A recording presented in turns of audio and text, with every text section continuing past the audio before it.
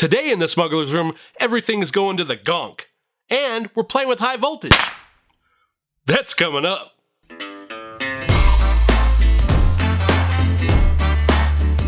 What's up, you awesome geeks? I'm Brian, and welcome to the Smuggler's Room, the show where each week this chubby geek tries to build something ridiculous, pass on a few tips, and inspire you to build one of your own wild and crazy projects.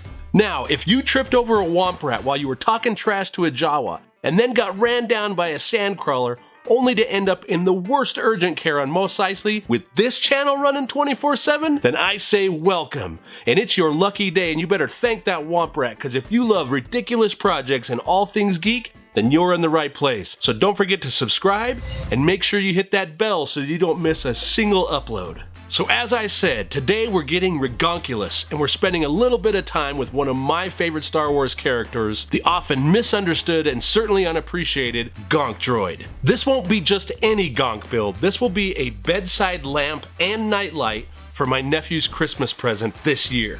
This gongacious project was not the one-day build that I had planned on it, so let's not waste any more time and just jump right in.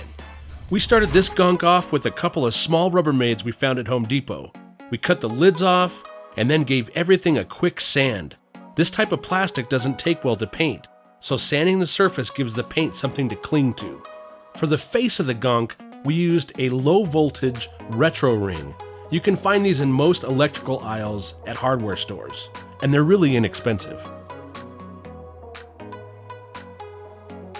We also sanded off those pesky manufacturer labels, so it was nice and smooth. I also used a fair amount of styrene on this project. Styrene is a great plastic to use, and it's a staple among scratch model builders.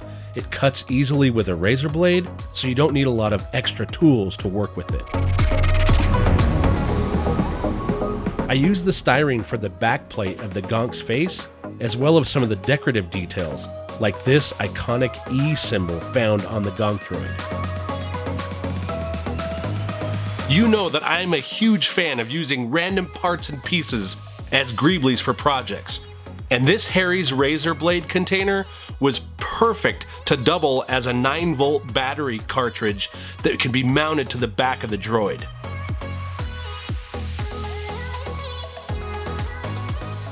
To give my nephew a nightlight, we're putting in some LEDs in both the face and the battery pack.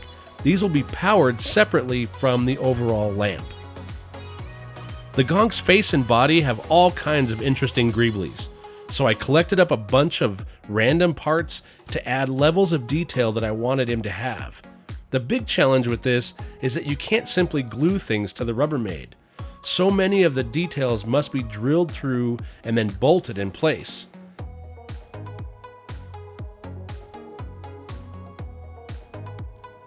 This tool is a random one that I don't get to use often. It's called a nibbler. It's used among model makers, and I've never found out if this is its only purpose, but it helps create a cool detail in the styrene. Since it's so difficult to glue to the Rubbermaids, I also pulled out my pop rivet gun to attach several elements. This helps keep the sci-fi theme while not having recognizable bolts or Phillips head screws, which they don't seem to exist in space apparently. From this stage, we just move forward, adding all the little details and parts and pieces that would bring this little guy to life. And I really have to restrain myself because, you know, I love greeblies.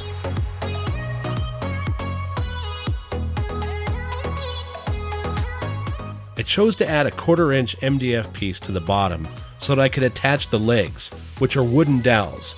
I wanted the added stability so that the droid didn't wobble. It's going to be a 4-year-old that owns it after all, so I needed as much stability as I could get.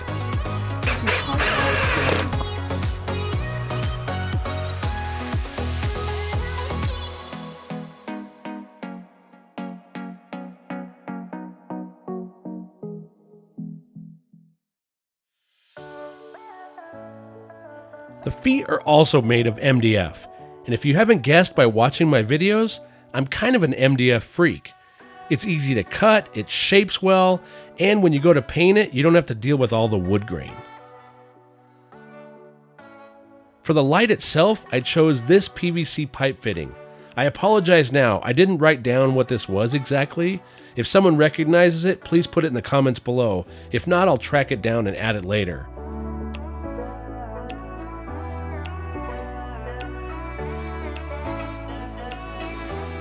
If you haven't guessed already, the concept for this display was sort of a scene right out of A New Hope on Tatooine. So I assembled the parts that would help tell the story of a power droid just charging up a hypercoolant preservation unit, or something like that. I absolutely love the art of kit bashing. So with this project, I went into some model kits and I pulled out some random parts and pieces and added them to this light tower to help give it a little bit more of a story. Definitely makes it look a little more interesting.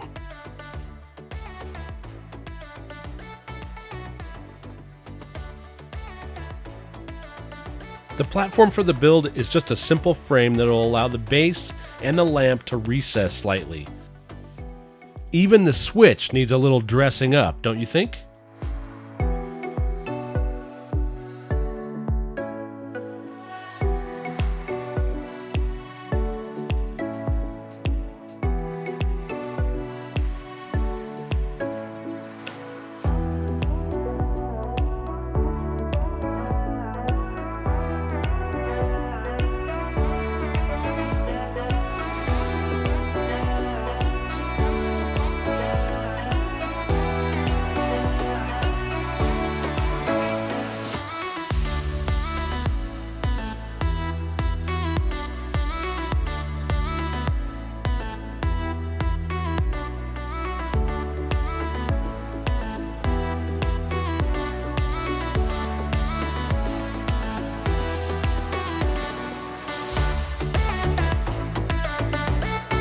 Now, I am not a licensed electrician, so please check the instructions on your switch or consult an electrician before you do this if you're uncomfortable. It could be a shocking experience if you're not careful. I'm using liquid latex as a masking agent here, but you could use mustard, toothpaste, or even rubber cement if you like. I also wanted to cut in a stencil to apply another color. So I just laid down some blue tape, drew out the design, cut away with an X-Acto blade, and then laid down my secondary color.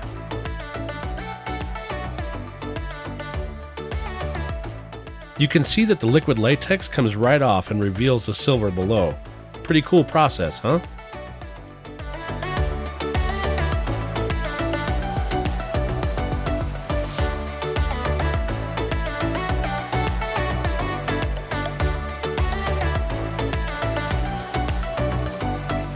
Our nightlight electronics are straightforward. I cut down a breadboard and then soldered in 3 resistors for the 3 LEDs I'm using. All the LEDs positive side will run through their own resistor. The negative leads will be bundled together and tied into the negative on the 9-volt battery.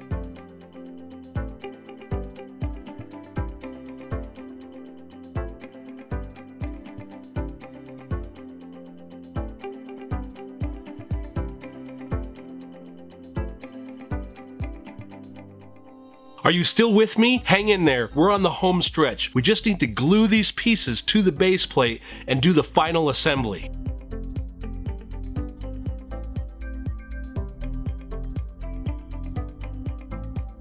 Next, I attempted to apply wood glue to the base and then sprinkle sand down around top of it. I was hoping that the sand and the glue would bind, and they did, but it looked really rough. So in the end, what I ended up doing was just sprinkling the sand in there loosely, which is great and it looks right, but I'm sure my 4-year-old nephew is going to find a way to dump sand everywhere. So if you have suggestions on how to apply sand to a diorama or something like this, please put it in the comments below. It'd be greatly appreciated.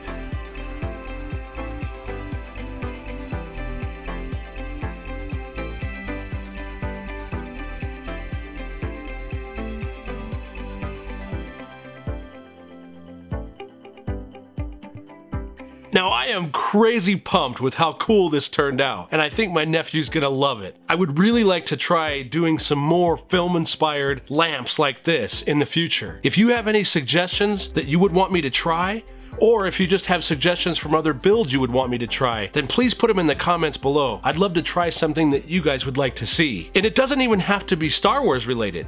Did I just say that out loud? I want to thank all of you so much for watching. I hope you enjoyed this build as much as we did. And we have a bunch of other Christmas-inspired gifts coming up in the next coming weeks. So make sure you subscribe and tune in for those episodes. And until then, I hope you're out there building something out of nothing.